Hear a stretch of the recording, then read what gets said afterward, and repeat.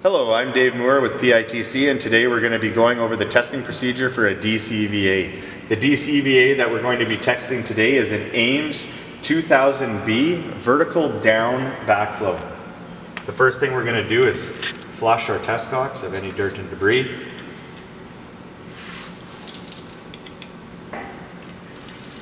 Once our test cocks are flushed, we'll connect our high hose to test cock number 2 and pressurize and bleed our gauge.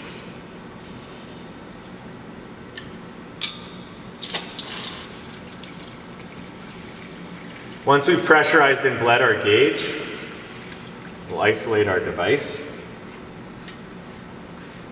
The first test we do with the DCVA is checking our check 1 and forward pressure.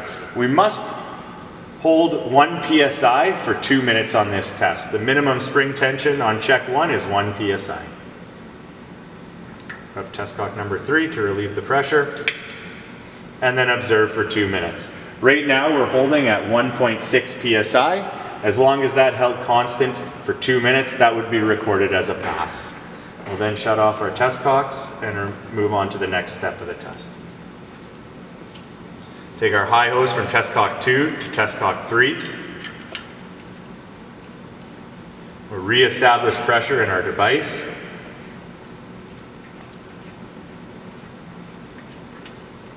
We'll pressurize our gauge and bleed it.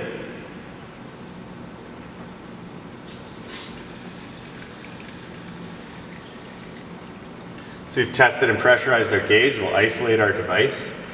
The next test we do on a DCVA is checking our check 2 in forward, as well at the same time as checking check 1 in reverse. Our minimum spring tension on check 2 is 1 psi. So again, we must maintain above 1 psi for 2 minutes. We'll then open up test cock number 4. This is now displaying our spring tension across check 2. We're holding at 1.2 psi, so that would be recorded as a pass. And then to check 1 in reverse, we'll open up test cock number 2. Again, we must remain constant for 2 minutes. If we remain constant for 2 minutes above 1 psi, this would be recorded as a pass, and we'll move on to the next part of our test. Close our test cocks. Take our high hose from test cock 3 to test cock 4. Re-establish pressure within our device.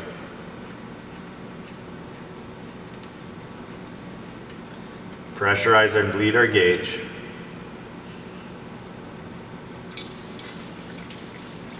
Once our gauge is pressurized and bled, we'll isolate our device. And the last test we do on a DCVA is checking our check 2 in reverse pressure. We do this by opening up test cock number 3. We're then just going to slowly bleed off some pressure to bring our gauge down to a readable level. We must maintain pressure constant for 2 minutes again. If we maintain pressure for 2 minutes constant, this would be recorded as a pass, and we can return our device back to service.